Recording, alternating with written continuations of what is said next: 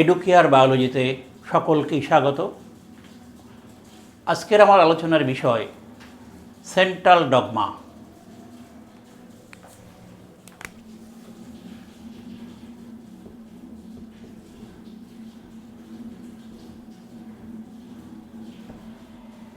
Central dogma বিষয়টি কি আমাদের একটু বুঝে নিতে হবে। ডিএনএ থেকে ডিএনএ সংশ্লেষ প্রতিলিপিকরণ প্রক্রিয়ায়, আবার ডিএনএ থেকে আরএনএ বা এমআরএনএ সংশ্লেষ ট্রান্সক্রিপশন প্রক্রিয়ায়, আবার এমআরএনএ থেকে বা আরএনএ থেকে প্রোটিন সংশ্লেষ ট্রান্সলেশন প্রক্রিয়ায়, এই তিনটি প্রক্রিয়ার মাধ্যমে জেনেটিক বার্তা যে পদ্ধতিতে বংশ পরম্পরায় পরিবাহিত হয় তারই নাম হচ্ছে সেন্ট্রাল ডগমা। আমাদের আলোচ্য বিষয় হলো সেন্ট্রাল ডগমা। কি কি থাকবে এর মধ্যে? ফার্স্ট, সেন্ট্রাল ডগমা কি? এই কথাটি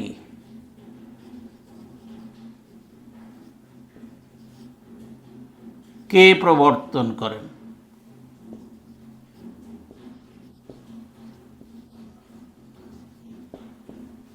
নেক্সট, মূল প্রতিপাদ্য বিষয় বা ব্যাখ্যা।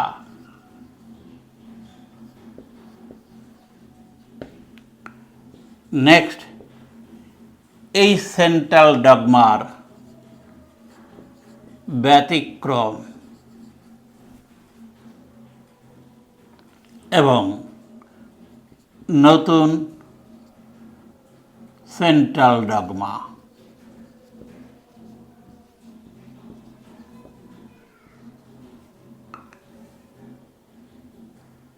নেক্সট, সেন্ট্রাল ডগমার গুরুত্ব। এই বিষয়গুলি আলোচনা করব সেন্ট্রাল ডগমা থেকে। তাহলে সঙ্গে আমি কি বললাম? যে পদ্ধতিতে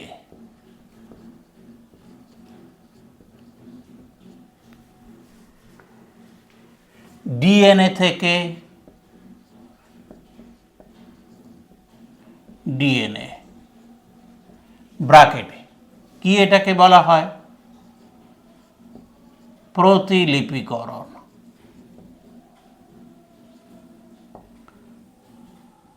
নেক্সট, ডিএনএ থেকে আরএনএ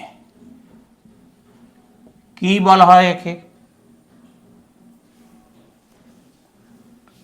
ট্রান্সক্রিপশন।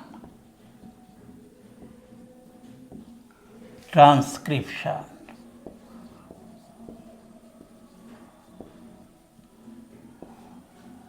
নেক্সট, আরএনএ থেকে প্রোটিন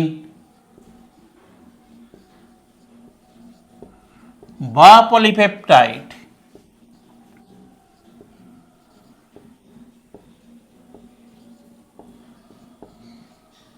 সংশ্লেষ ব্র্যাকেটে কি বলা হয়? একে ট্রান্সলেশন।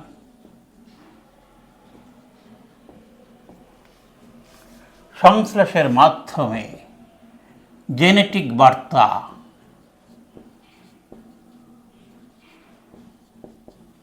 বংশ পরম্পরায় পরিবাহিত হয়।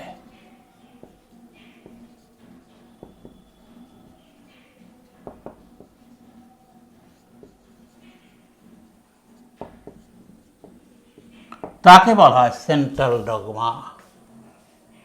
এই কথাটি কে প্রবর্তন করেন বা এই কথাটি প্রথম কে ব্যবহার করেছিলেন? 1956 খ্রিস্টাব্দে ফ্রান্সিস ক্রিক এই কথাটি প্রথম ব্যবহার করেছিলেন।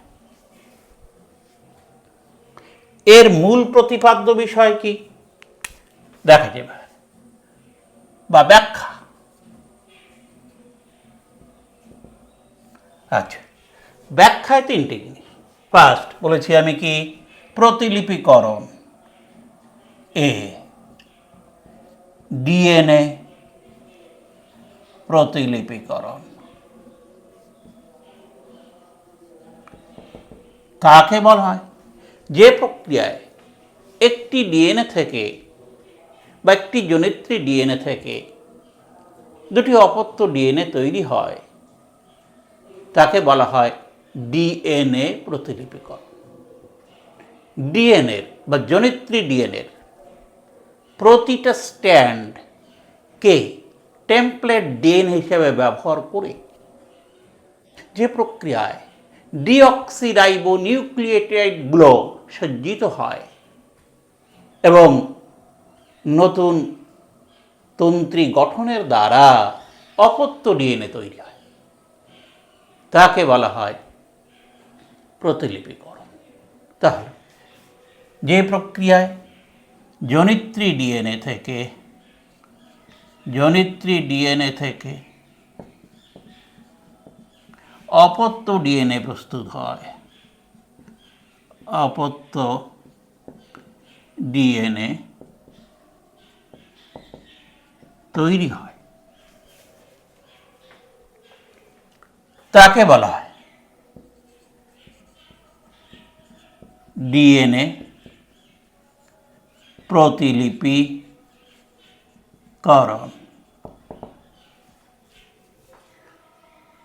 কি হয় এখানে? এই জনিত্রী ডিএনএ এটা দুটি টেমপ্লেট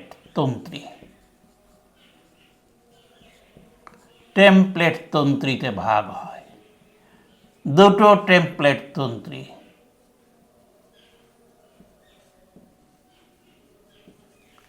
এই প্রত্যেকটা তন্ত্রী থেকে কি কার দ্বারা এই তন্ত্রীকে শ্বাস হিসেবে ব্যবহার করে কি হয়, ডিঅক্সিরাইবো নিউক্লিওটাইডগুলি ডিঅক্সিরাইবো নিউক্লিওটাইডস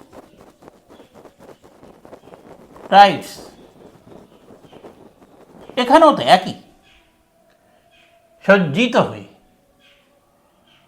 তৈরি করে কি অপত্য ডিএনএ। এই প্রক্রিয়ার নাম ডিএনএ প্রতিলিপিকরণ।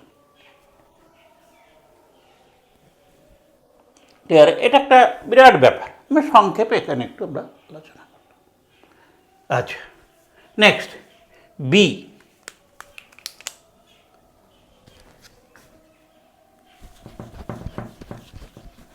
এটা হলো সেন্ট্রাল ডগমার ফার্স্ট স্টেজ, এ প্রতিলিপিকরণ। Second stage B. Second stage হচ্ছে প্রোটিন সংশ্লেষ।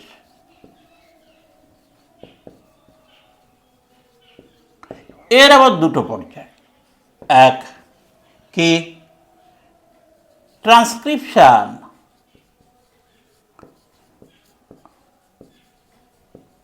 কাকে বলা হয় জনিত্রী ডিএনএর যে কোনো একটা তন্ত্রীকে টেমপ্লেট বা শ্বাস হিসেবে ব্যবহার করে রাইবো, এখানে উৎসেচক প্রোটিনও লাগে, যে প্রক্রিয়ায় রাইবো নিউক্লিওটাইডগুলো সজ্জিত হয়ে তৈরি করে আরএনএ, তারই নাম হচ্ছে আরএনএ বা এমআরএনএ। এখানে এমআরএনএ তৈরি হয়, তাকে বলা হয় ট্রান্সক্রিপশন। তাহলে যে প্রক্রিয়ায় জনিত্রী ডিএনএর যে কোনো একটিকে টেমপ্লেট হিসেবে ব্যবহার করে কি তৈরি হয়? রাইবোনিউক্লিওটাইডগুলো, এখানে উৎসেচক, প্রোটিন, বিভিন্ন জিনিস লাগে। এরও বিরাট একটা পদ্ধতি আসবো আমরা আস্তে আস্তে। রাইবোনিউক্লিওটাইডসগুলি সজ্জিত হয়ে কি তৈরি হয়? এমআরএনএ। তাকে বলা হয় ট্রান্সক্রিপশন।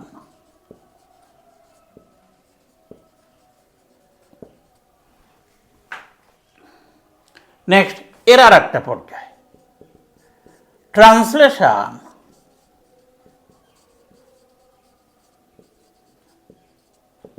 এই পর্যায়ে কি 3 প্রকার আরএনএ কাজে লাগে: এমআরএনএ, টিআরএনএ, আরআরএনএ। এই 3 প্রকার আরএনএর সাহায্যে প্রোটিন সংশ্লেষণ, তারই নাম ট্রান্সলেশন। তবে এখানে এমআরএনএ কোডন সরবরাহ করে প্রোটিন সংশ্লেষ বা ট্রান্সলেশনে সহায়তা করে। টিআরএনএ অ্যামাইনো অ্যাসিডগুলোকে পরিবহন করে ট্রান্সলেশন প্রক্রিয়ায় সহায়তা করে। আরআরএনএ বা রাইবোজোম প্রোটিন সংশ্লেষের প্রয়োজনীয় জায়গা বা সাইট প্রদান করে এই ট্রান্সলেশন প্রক্রিয়ায় সাহায্য করে। তাহলে এখানে ট্রান্সলেশন যে প্রক্রিয়ায় 3 প্রকার আরএনএ, 3 প্রকারই লাগে, ব্র্যাকেটে এমআরএনএ, আরআরএনএ,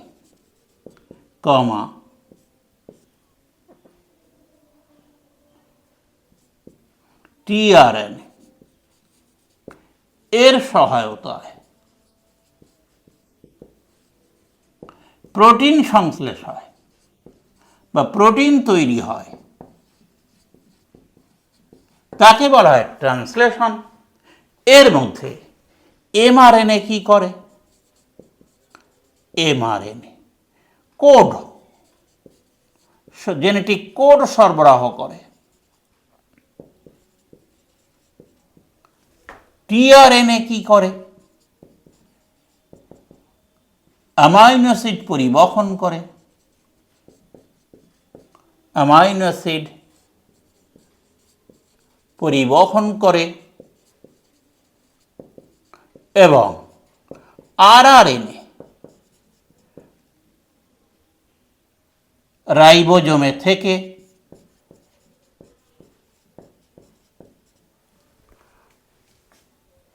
প্রোটিন সংশ্লেষ বা ট্রান্সলেশনের স্থান হিসেবে কাজ করে। প্রোটিন সংশ্লেষের স্থান হিসেবে কাজ করে, সাইট।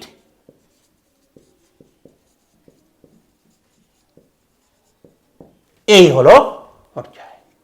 সামগ্রিকভাবে এটাকে আমরা কিভাবে প্রকাশ করতে পারি?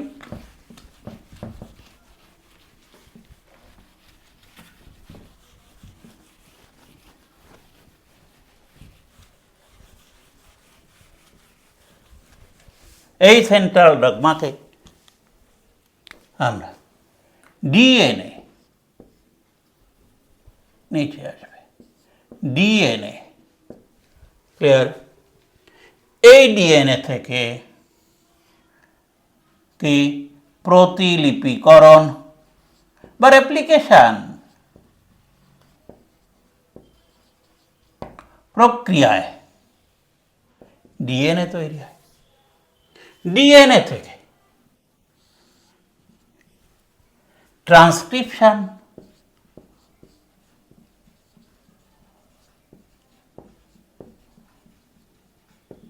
প্রক্রিয়ায় এমআরএনএ তৈরি হয়। এই এমআরএনএ থেকে ট্রান্সলেশন প্রক্রিয়ায় প্রোটিন বা পলিপেপটাইড সংশ্লেষ হয়। এটা ট্রান্সলেশন। এই হলো এই যে সেন্ট্রাল ডগমা, এর মূল বক্তব্য।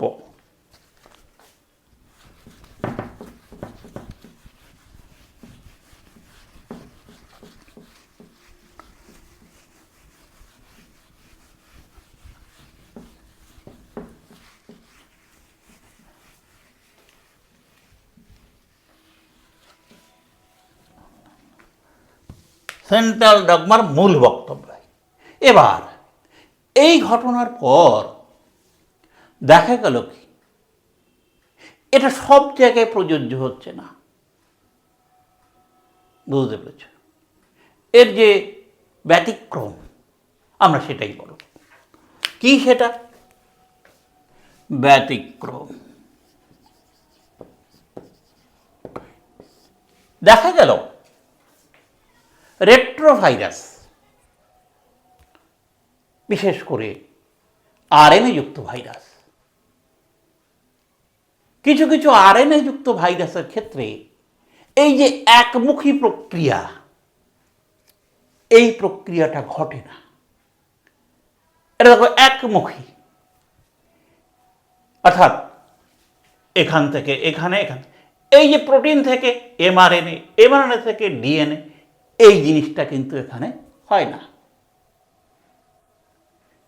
এই একমুখী ঘটনা, ব্যতিক্রম দেখা গেল কিছু কিছু আরএনএযুক্ত ভাইরাস, রেট্রোভাইরাস, ক্লিয়ার? যেমন Rous sarcoma virus, HIV virus, tumour সৃষ্টিকারী আরএনএ ভাইরাস, চিকেন ভাইরাস, এদের ক্ষেত্রে ব্যতিক্রম দেখা গেল। সেখানে এই এমআরএনএ বা আরএনএ থেকে বিপরীত পথে রিভার্স ট্রান্সক্রিপ্টেজ উৎসেচকের সাহায্যে ডিএনএ তৈরি হয়, উল্টো পথে। এই ঘটনাকে বলা হয় রিভার্স ট্রান্সক্রিপশন। উৎসেচকের নাম রিভার্স ট্রান্সক্রিপ্টেজ। তাহলে ব্যতিক্রম এক। কি দেখা গেল? কাদের ক্ষেত্রে? কিছু ভাইরাসে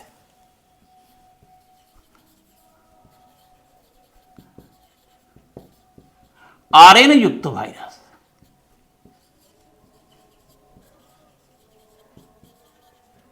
বা রেট্রোভাইরাস,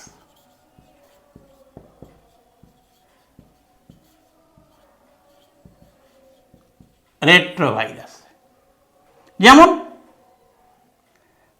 আমরা নাম বললাম Rous sarcoma virus,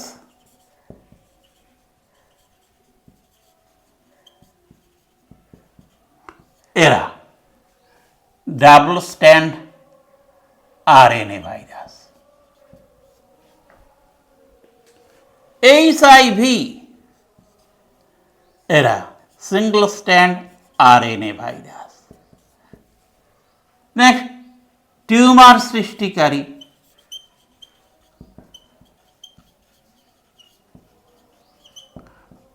RNA virus. এই যে পদ্ধতি, ডিএনএ ডিপেন্ডেন্ট আরএনএ সংশ্লেষ সেখানে ঘটেছে। উল্লেখযোগ্য কথা, ডিএনএ ডিপেন্ডেন্ট আরএনএ সংশ্লেষ, কিন্তু এখানে উল্টো পথে আরএনএ ডিপেন্ডেন্ট ডিএনএ সংশ্লেষ ঘটবে। এখানে দেখা যায় কি আরএনএ ডিপেন্ডেন্ট কি ডিএনএ সংশ্লেষ। উৎসেচকের নাম কি? রিভার্স ট্রান্সক্রিপ্টেজ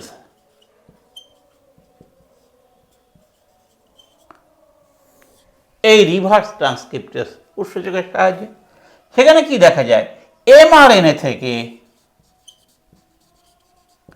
কি দেখা যায়, ডিএনএ সংশ্লেষ। এখানে এই রিভার্স ট্রান্সক্রিপ্টেজ দেখা যায়। এই ঘটনাটা লক্ষ্য করে। এটা কিন্তু কে, আরএনএ ডিপেন্ডেন্ট ডিএনএ সংশ্লেষ প্রক্রিয়া। এটা প্রথম লক্ষ্য করে দুজন বিজ্ঞানী 1970 সালে। এই ঘটনা প্রথম লক্ষ্য করেন 1970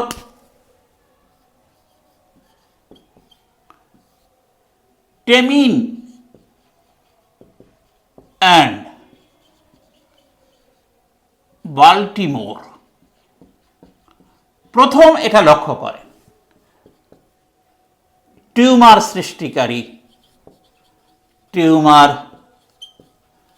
সৃষ্টিকারী আরএনএ ভাইরাস। এই ঘটনাকে বলা হয় central dogma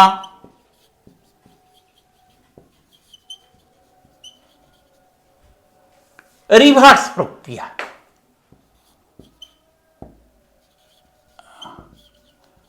reverse, central dogma reverse, বিপরীত প্রক্রিয়া। বিজ্ঞানী, এই দুজন বিজ্ঞানী আবিষ্কার করেছিলেন। এই টেমিনের নাম অনুসারে একে বলা হয় টেমিন ইজিন। এই সেন্ট্রাল ডগমা রিভার্সকে বলা হয় টেমিনিজম। এই ব্যতিক্রম এর ক্ষেত্রে। সুতরাং এই ঘটনার পরে যে নতুন সেন্ট্রাল ডগমা, একটা নতুন পয়েন্ট যোগ হলো। কি সেটা? এই যে ডিএনএ থেকে প্রতিলিপিকরণ প্রক্রিয়ায়, এটা সব ঠিকই আছে, প্রতিলিপিকরণ এই প্রক্রিয়ায় ডিএনএ ঠিকই আছে। এবার এখান থেকে কি ট্রান্সক্রিপশন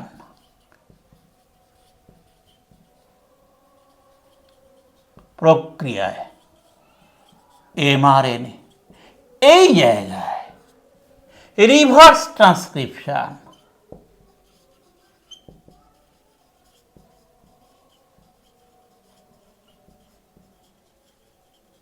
প্রক্রিয়ায় এই যে ডিএনএ, এই ঘটনাটাই এখানে পরেরটা একই, কি প্রোটিন ট্রান্সলেশন।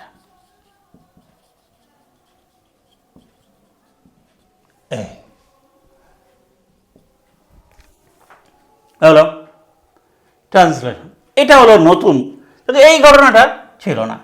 সেই জন্য একে বলা হয় সেন্ট্রাল ডগমা রিভার্স বা টেমিনিজম বলা হয়। এখানে আগে যেমন ছিল তোমার ওই কি ছিল, প্রতিলিপিকরণ ডিএনএর, তারপরে ছিল ট্রান্সক্রিপশন, এবার একটা নতুন পয়েন্ট যোগ হয়। তাহলে এর সঙ্গে বর্তমানে যেটা দাঁড়ায় সেটা কি, সেটা হলো এই টেমিনিজম এর ঘটনা। কি দাঁড়ালো তাহলে? ফার্স্ট কে 1 নম্বর ডিএনএ প্রতিলিপিকরণ, ফার্স্ট ঘটনা। নাম্বার 2, দ্বিতীয় ঘটনা হচ্ছে ট্রান্সক্রিপশন,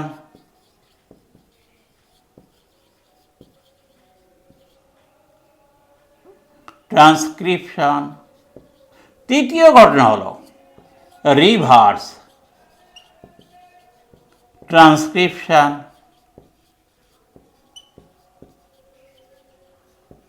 চতুর্থ ঘটনা হলো কি ট্রান্সলেশন।